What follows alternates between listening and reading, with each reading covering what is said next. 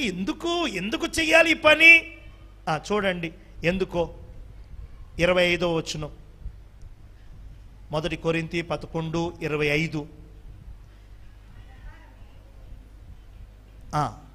దీనిలోనిది త్రాగునప్పుడెల్లా నన్ను జ్ఞాపకము చేసుకొనుటకై దీన్ని, చెప్పండి, ఎందుకు మనం దీన్ని తిని ఎందుకు మనం దీన్ని త్రాగాలి అంటేనంట ఆయన్ను జ్ఞాపకం చేసుకోవడానికి.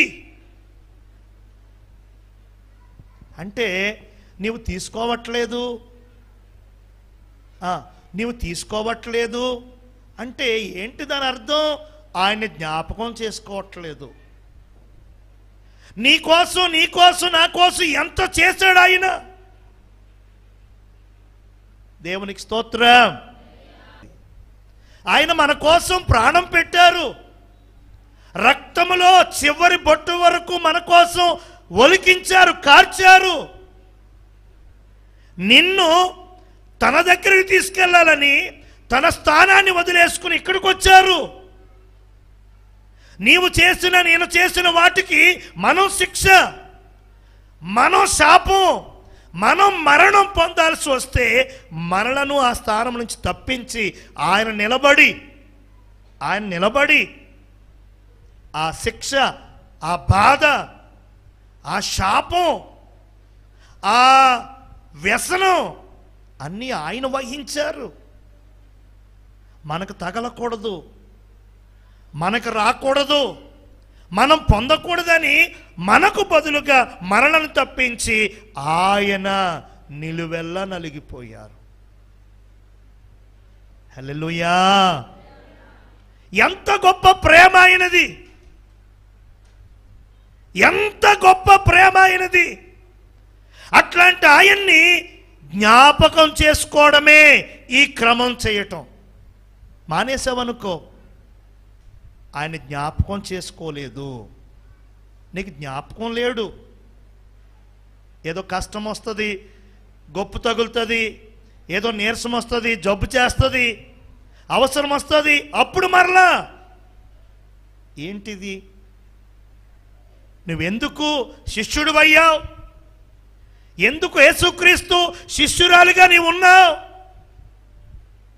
అలా చేసినట్లయితే నీకు, లోకస్తులకు అలా గుర్తుకొచ్చినప్పుడు, వీలు కుదిరినప్పుడు, పనులైపోయినప్పుడు, రావాలని అనిపించినప్పుడు వచ్చి తీసుకుంటే నీకు లోకస్తులకి ఏంటి తేడా?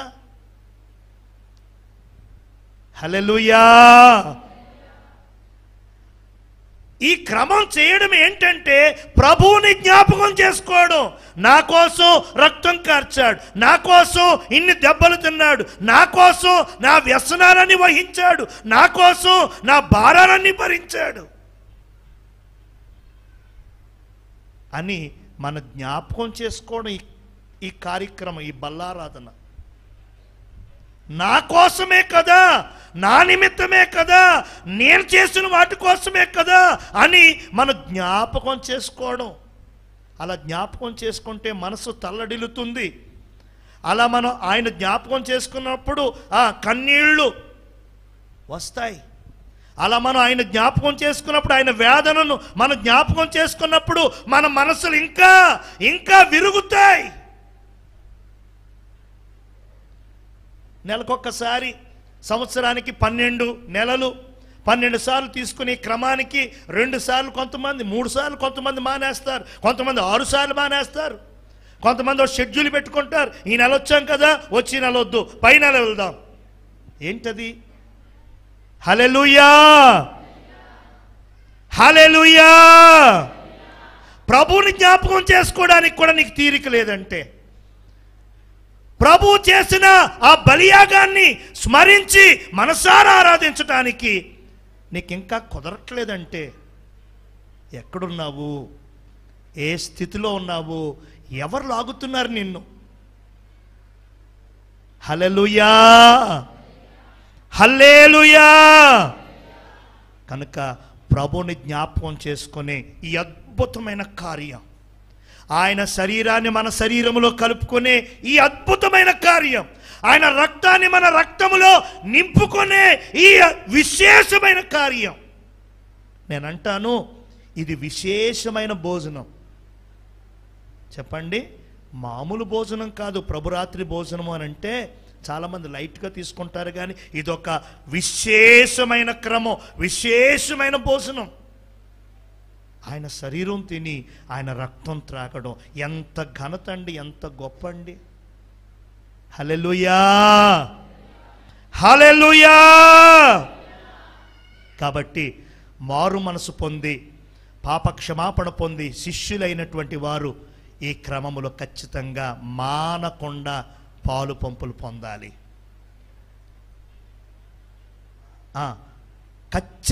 ఖచ్చితంగా పాలు పంపులు పొందాలి. రెండవదిగా యోగ్యత కలిగినటువంటి వారు, అయోగ్యంగా కాదు, యోగ్యత కలిగి ప్రభు శరీరములో ప్రభు రక్తములో మీరు పాలు పంపులు పొందాలి. మూడవదిగా నిన్ను నీవు పరీక్ష చేసుకుని, నిన్ను నీవు సరిచూసుకుని సరిచేసుకుని సిద్ధపరుచుకుని ప్రభు శరీరములో ప్రభు రక్తములో పాలు పంపులు పొందాలి. ఎప్పటి వరకు పొందాలి?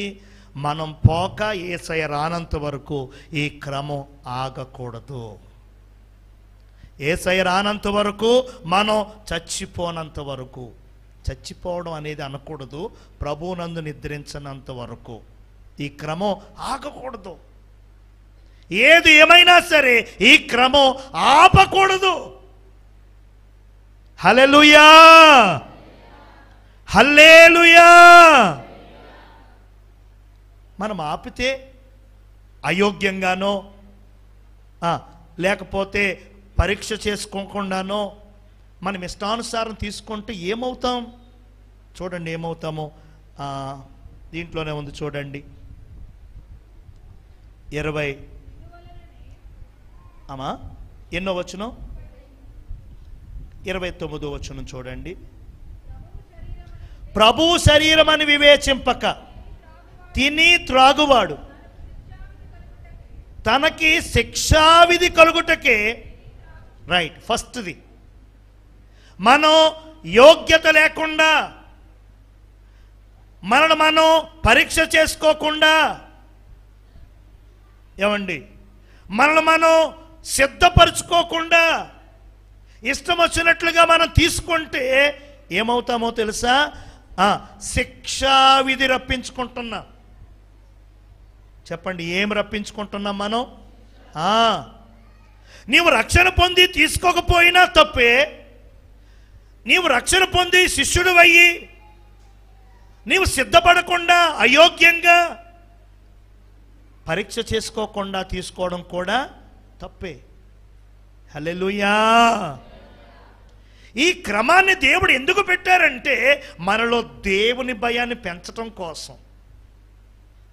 నెల వస్తుంది, మొదటి వారం వస్తుంది, ప్రభు సంస్కార ఆరాధన మనం తీసుకోబోతున్నాం. అమ్మో, అయ్యో, ఎలా ఉన్నాను అనే భయంతో, ఒకవేళ తెలుసో తెలియక ఏదైనా చేస్తే వాటి నిమిత్తమే పశ్చాత్తాప పడతావు, సిద్ధపరచుకుంటావు. ఆ భయంతో ఆ తప్పు చేయకుండా, ఆ పొరపాటులోనికి వెళ్లకుండా నిన్ను నీవు కట్టుకుంటావు అని దేవుడు ఈ క్రమాన్ని పెట్టారండి. ఈ క్రమానికి హాజరవక, ఈ క్రమం కూడా ఏదో సాధారణ భోజనం, సాధారణంగా ఏదో రొట్టె ముక్క ద్రాక్ష రసం ఇస్తున్నారు అన్నట్టుగా ఉంటే ఇంకా భయం తగ్గిపోయి, ఇంకా ఆ ప్రేమ తగ్గిపోయి, ఇంకా ఎక్కడికో అట్టడుకు వెళ్ళిపోతామండి. దేవునికి స్తోత్రం. ఇంకా కింద ఉంది చూడండి, ఇందువలననే మీలో అనేకులు బలహీనులను రోగులనై అయోగ్యంగా తన్ను తాను పరీక్ష చేసుకోకుండా తీసుకుంటే శిక్షావిధికి కారణమవుతున్నారు కొందరు. మరికొందరు రోగులవుతున్నారు, బలహీనులు అవుతున్నారు, మరికొందరైతే మరణమవుతున్నారట.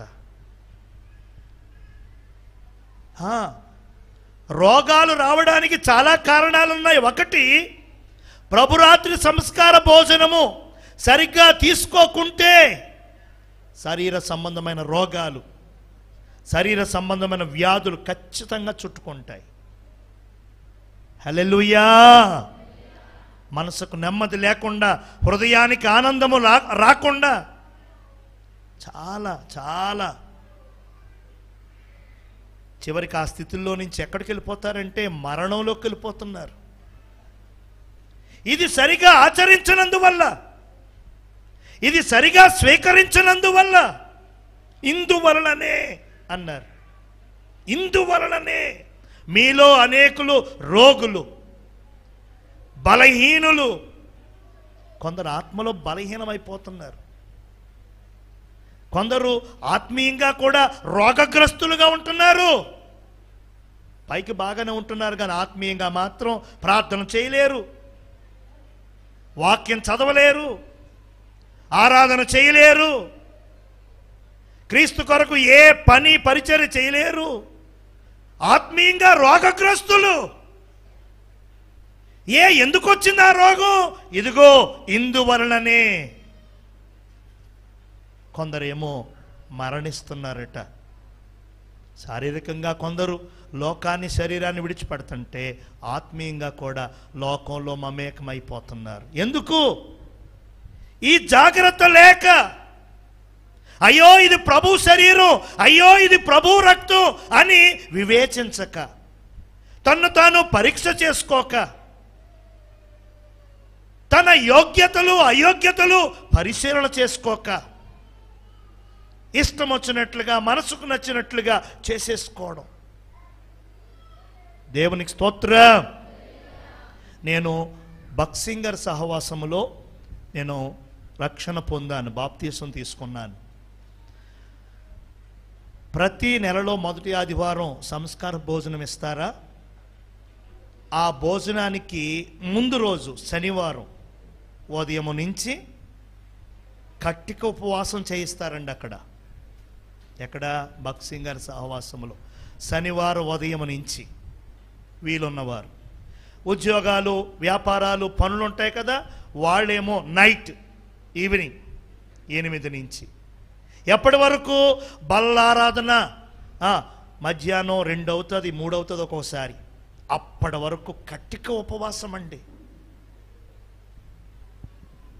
అసలు దేవుని శరీరం అంటే, దేవుని రక్తం అంటే అసలు భయం వేసిపోద్ది అలా చెప్పే వాక్యాలు.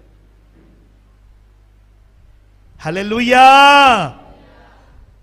అది ఎంత విలువైనదో, ఎంత శ్రేష్టమైనదో, ఎంత గొప్పదో వివరిస్తూ ఉంటే అస్సలు దడ.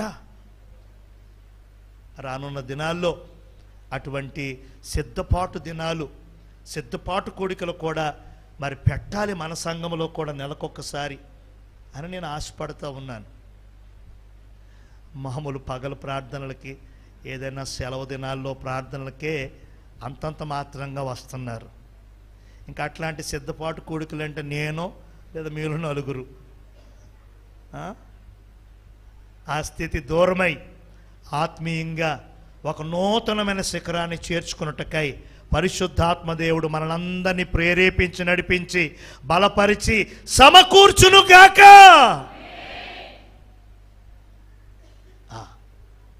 అటువంటి సిద్ధపాటు కూడిక, సిద్ధపాటు దినం పెట్టుకోవాలి. ప్రభు సంస్కారానికి ముందు రాత్రి, ముందు రోజు సిద్ధపడాలండి. అయోగ్యంగా, ఇష్టానుసారం, లెక్కలేనితనంగా, పిచ్చి పిచ్చిగా తీసేసుకుంటే అందుకే ఈ రోగాలు, అందుకే ఈ బలహీనతలు, అందుకే ఈ మరణాలు, అందుకే ఆత్మ సంబంధమైన జాడ్యాలు, బలహీనతలు. ఆత్మీయంగా ఈ పక్కన ప్రార్థన చేస్తాం ఈ నోటితో, ఇటు తిరిగి వల్గరీ మాటలు మాట్లాడతాం నోటితో. వాక్యం చూస్తూ ఉంటాం అదే కన్నులతో, చెడ్డ దృశ్యాలు, సినిమాలు, టీవీలు, ఇంకా చెప్పుకోవడానికి సిగ్గు కలిగే ఎన్నో ఎన్నో పాపిష్టి పనులు. ఆత్మ జాడ్యత, ఆత్మ జబ్బు. ఎందుకు ఆత్మీయంగా అంత జబ్బు పడిపోతున్నావు? ఎందుకు అంత జబ్బు చేసి అంత బలహీనమైపోతున్నారు అని అంటే ఇదిగో ఇక్కడ పరీక్ష చేసుకోనందువల్ల యోగ్యత అయోగ్యతలు పరీక్షించుకోనక్క ఏదో ఇస్తున్నారులే పెడుతున్నారులే తీసేసుకుందాం అనుకుని చేసుకోవడం వల్ల ఇందువలననే మీలో అనేకులు రోగులుగాను బలహీనులుగాను మరికొందరు మరణిస్తున్నారు. దేవునికి స్తోత్రం. హల్లెలూయా. ప్రభు శరీరము ప్రభు రక్తం అంటే ఎంత విలువైనదో. ఇదొక విశేషమైన కార్యక్రమం, ఇదొక పరిశుద్ధమైన కార్యక్రమం. హల్లెలూయా, హల్లెలూయా. తప్పక దీన్ని మనం మరణించినంత వరకు, యేసయ్య తిరిగి మన దగ్గరికి రానంత వరకు ఈ కార్యక్రమం మనం చెయ్యాల్సిందే. సాకులు వెతకొద్దు, కారణాలు చెప్పొద్దు. ఏ ఉన్నా ఎంతున్నా ఎలా ఉన్నా ఖచ్చితంగా ప్రభు శరీరం తిని ప్రభు రక్తాన్ని త్రాగే కార్యక్రమాన్ని పరిశుద్ధంగా యోగ్యంగా మనం స్వపరీక్ష చేసుకుని ఆ బల్లలో చేతులు ఉంచాలి మనం. దేవునికి స్తోత్రం. మరి ఇంతలా తీసుకోవడం వల్ల, ఇంతలా చేసుకోవడం వల్ల ఏంటి మనకి, ఏం కలుగుతుంది? యోహాను సువార్త 6వ అధ్యాయం ముగించుకుందాం. యోహాను సువార్త 6వ అధ్యాయము 53వ వచనం.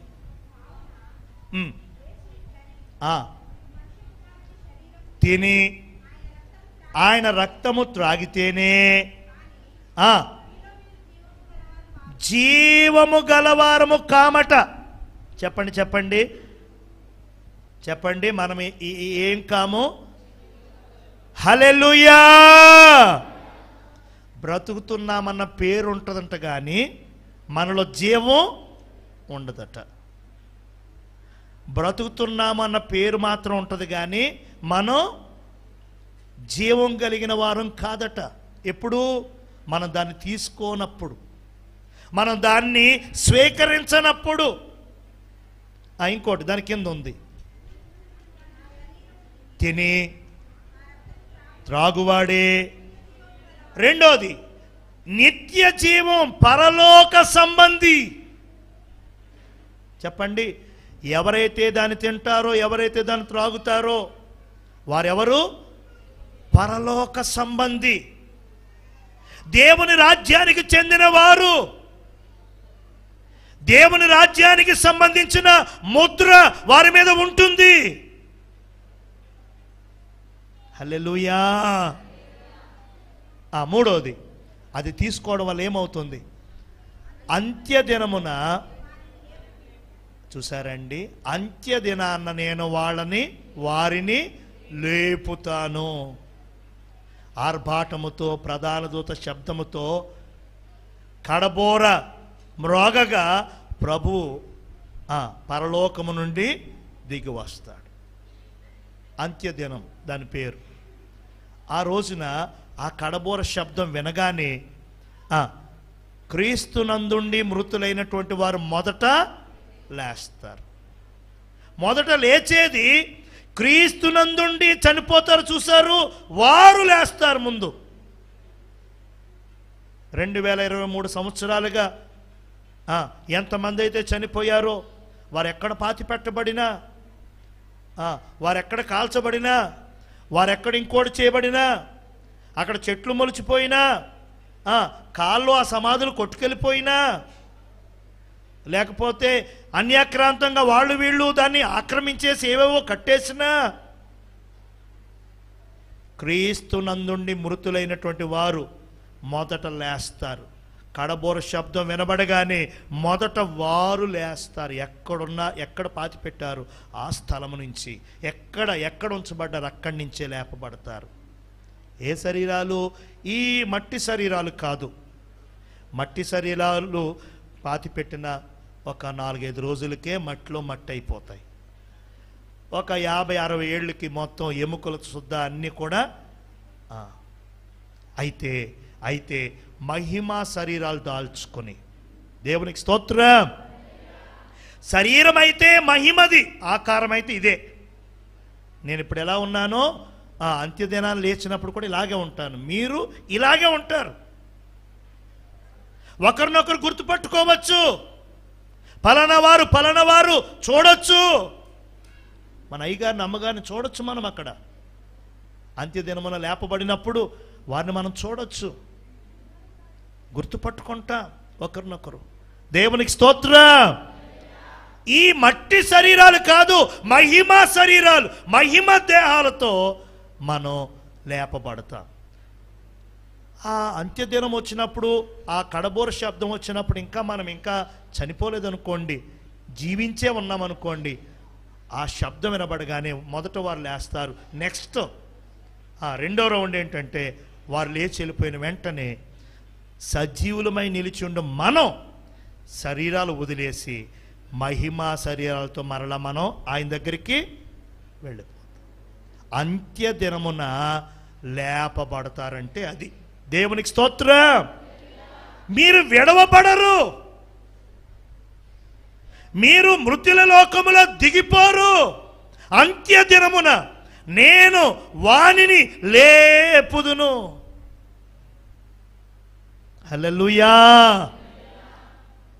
ఆయన జ్ఞాపకం చేసుకున్న నిన్ను, ఆయన శరీరం తీసుకున్న నిన్ను, ఆయన రక్తాన్ని తీసుకున్న నిన్ను అంత్యదినమున ఆయన లేపుతానని వాగ్దానం చేస్తున్నాడు. ఈ ప్రభు సంస్కార భోజనం తీసుకోవడం వల్ల మొదటిది జీవం కలిగి ఉంటాం మనం. చెప్పండి, ఏం కలిగి ఉంటాం? జీవం. హల్లెలూయా, హల్లెలూయా. రెండవది ఏం కలిగి ఉంటాం? నిత్య జీవానికి సంబంధించిన వారం, పరలోక రాజ్యానికి సంబంధించిన ముద్ర ఉంటుంది. మూడవదిగా అంత్యదినమున మనం, ఇంత గొప్పది ఈ లార్డ్ సప్పర్, ఇంత విశిష్టమైన భోజనం ఈ సంస్కారపు భోజనం. హల్లెలూయా. నీవు లేపబడాలి, పరలోక రాజ్యపు ముద్ర నీ మీద ఉండాలి, నీలో జీవం ప్రవహించాలి అని అంటే ఈ కార్యక్రమాన్ని నువ్వు ఆచరించాలి. మరి ఇంకా రక్షణ పొందకుండా, మారు మనసు పొందకుండా, బాప్తీసం తీసుకోకుండా, తీసుకోవచ్చులే, చెయ్యొచ్చులే, పర్వాలేదులే, బోల్డ్ రోజులు ఉన్నాయిలే అని అనుకుంటే ఈ అర్హత నీకు రాదు. ఈ అర్హత లేకపోతే దాన్ని స్వీకరించడానికి యోగ్యత ఉండదు. అలా చేయకపోతే ఈ ఆశీర్వాదాలు, ఈ ఫలాలన్నీ కూడా నువ్వు మిస్ అవుతున్నావు కదా. యేసయ్య రాకడెప్పుడో, ఈ ప్రాణం పోకడెప్పుడో మనం ఎరుగుదుమా? హల్లెలూయా. కనుక ప్రభు ప్రేమను బట్టి నేను మిమ్మల్ని బ్రతిమలాడుకుంటూ ఉన్నాను. దేవుడు ఏర్పాటు చేసిన ఇంత ఘనమైన క్రమం, ఇంత అద్భుతమైనటువంటి క్రమాన్ని మనం విస్మరించకూడదు, వేళాకోళంగా తీసుకోకూడదు. ఎంత ఘనమైనది, ఎంత శ్రేష్టమైనది, ఎంత విశేషమైన భోజనం. ఎందుకిది? ఆయన జ్ఞాపకం చేసుకోవడం కోసం. హల్లెలూయా. యేసయ్యను జ్ఞాపకం చేసుకోవడం కోసం ఈ క్రమం.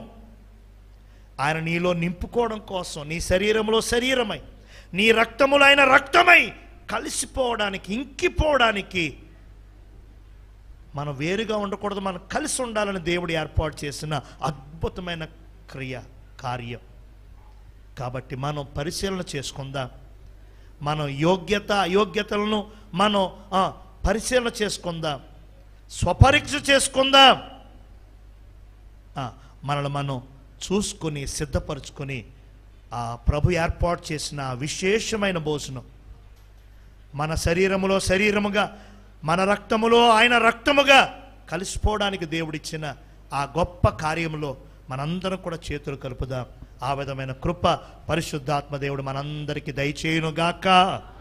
మోకరించగలిగిన వారందరూ మోకరించండి. 2 నిమిషాలు మోకరించగలిగిన వారందరూ మోకరించండి. 2 నిమిషాలు సిద్ధపాటు కోసం, స్వపరీక్ష కోసం, యోగ్యత కోసం, అర్హత కోసం ఒక్కసారి మోకరించండి. మోకరించలేని వారు కుర్చీలో కూర్చున్నా పర్వాలేదు, నిలబడినా పర్వాలేదు. ఎవ్వరు కళ్ళు తెరవద్దు, ఎవ్వరు అటు ఇటు కదలొద్దు, తిరగొద్దు దయచేసి. పరిశుద్ధాత్మ దేవుడు బహుబలంగా మన మధ్యలో సంచరించుచున్న సమయం ఇది. తన ఆత్మను విడుదల చేసి, తన అగ్ని చేత మండించి, ఒక నూతనమైన కృప మనకు అందించి, ఒక సిద్ధపాటును, ఒక స్వపరీక్షను, ఒక నూతనమైనటువంటి ముద్ర వేసే సమయం ఇది.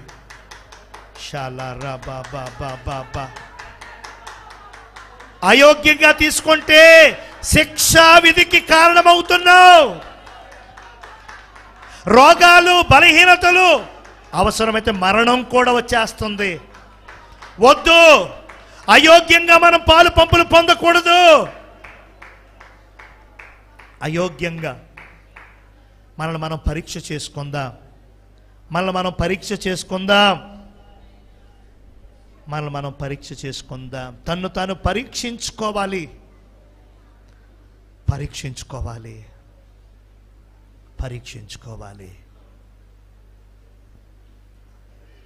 అందరూ కూడా ఒక చిన్న ప్రార్థన.